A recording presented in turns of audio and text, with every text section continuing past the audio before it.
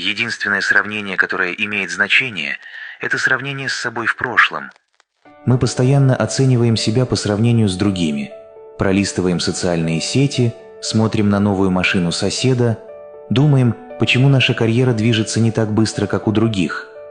Но, возможно, ты забыл, что твой путь уникален. Человек слева от тебя сражается с битвами, о которых ты ничего не знаешь. А тот, кто справа, вероятно, смотрит на тебя и думает, что у тебя все под контролем. Успех – это не универсальная концепция. Твой путь не обязан выглядеть, как у кого-то другого, чтобы быть значимым и достойным. Перестань смотреть на людей по сторонам и начни писать свою собственную историю. Сосредоточься на своем росте и своих целях. Единственный человек, которого тебе нужно превзойти, это ты вчерашний.